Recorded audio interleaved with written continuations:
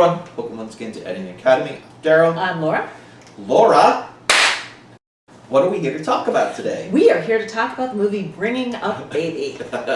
Number 88 on the revised AFI list. Yes. All right, Bringing Up Baby, 1937, 36, directed by Howard Hawks, starring Katharine Hepburn, Cary Grant, a couple others. It was adapted by Dudley Nichols and Hagar Wilde from a short story by Wilde, which originally appeared in Collier's Weekly magazine in April 1937.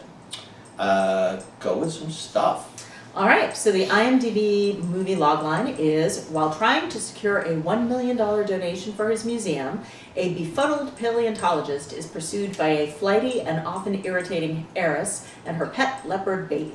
Befuddled. That is so accurate. So. I think that's perfect. Yeah. So a couple of trivia notes is Christopher Reeve said he based his performance of Clark Kent on David Huxley. Really? On Cary Grant's performance in this movie, which I love. Sorry. Yep.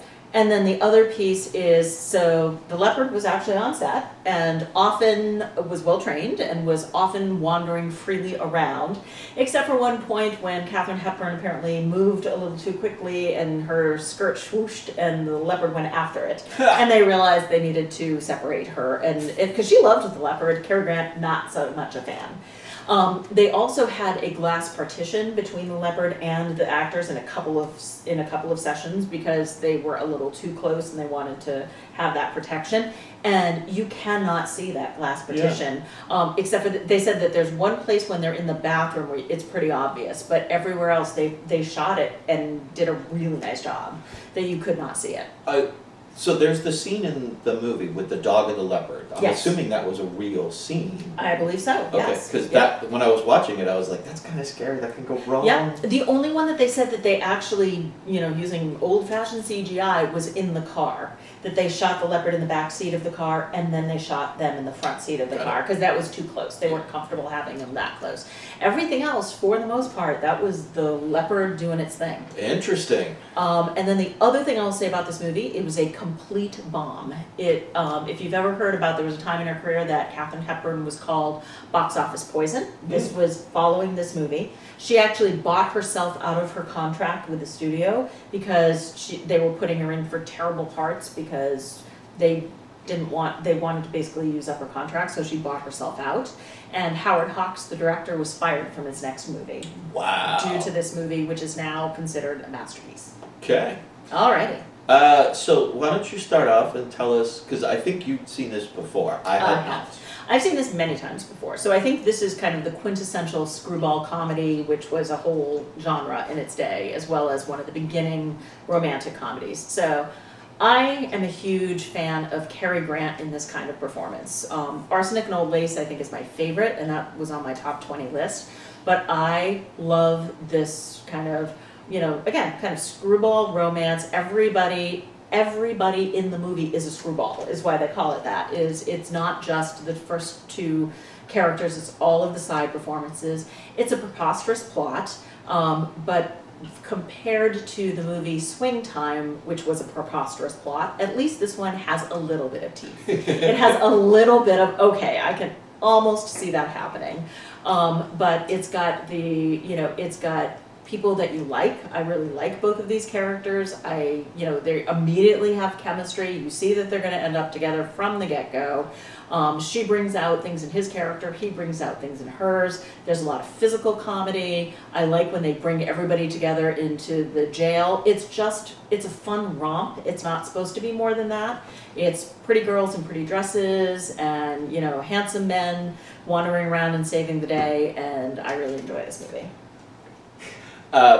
Good. I'm glad you do. I will have to end our relationship on movies if you don't at least see some value in this movie. No, I see a lot of value in this movie. And it took me a little bit. It took me probably about 10, maybe 15 minutes before I recognized what this movie was. I was taking it seriously. Well, it's called a screwball comedy. I didn't know that. Again, first time ever seeing it. Got it. Okay. And I wasn't thinking that it was, I knew it was going to be like a romance or a romantic comedy. Yeah. So I wasn't taking it seriously like a drama. Okay, but you didn't know it was supposed to be wacky. I didn't know it was supposed to be so over the top Yes. and so wacky.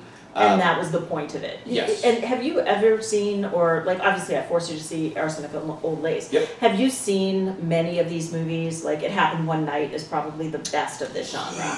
Years ago. But this is a whole genre, and I think it is a you enjoy it or you don't enjoy it type thing.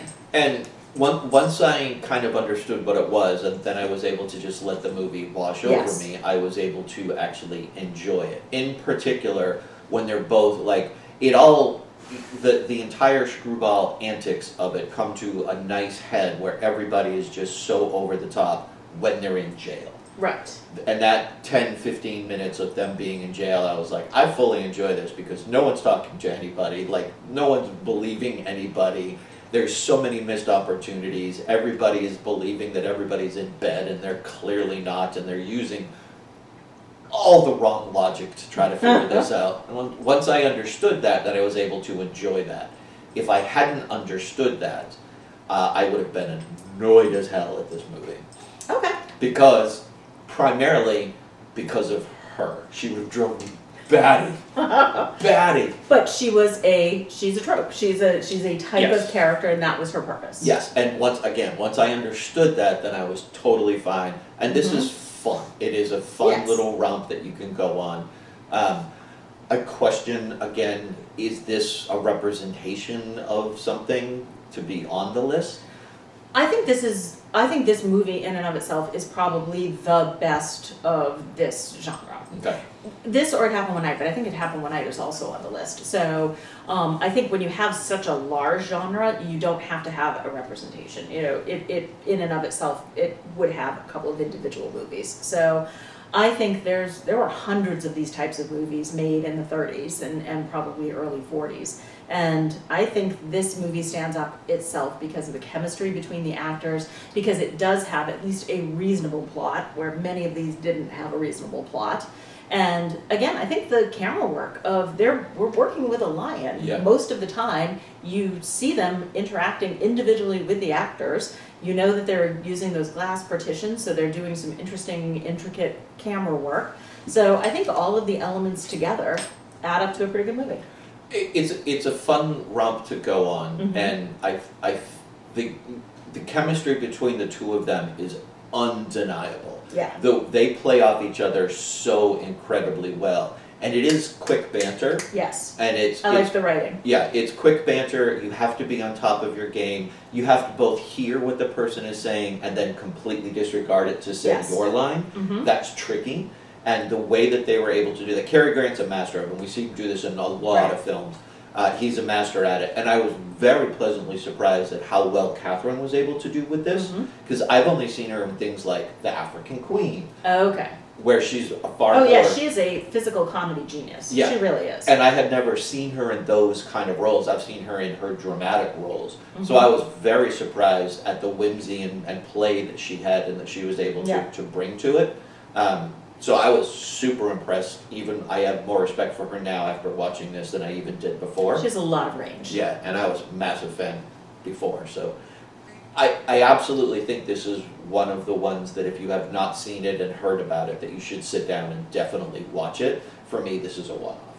I also think that Cary Grant's versatility shows in this as well. If you look at North by Northwest, and you look at this movie, those are two different characters, very, very different characters. And I like the way that that he's able to portray both.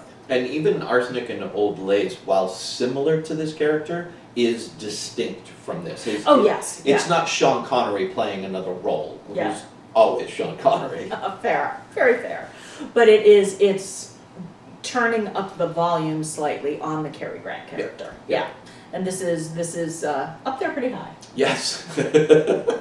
So yes, now that once I understood what it was, I was able to enjoy this, and I would recommend that somebody does watch it, but know what you're going in for. Exactly. So Bring It Up Baby, huge favorite of mine. Love it. Think it deserves to be on the list individually and as a representative of the screwball comedy of the 30s. Fair enough. All right. There you go. Short and simple and quick and easy and all that stuff. Bring It Up Baby. Go see it. See ya. Bye.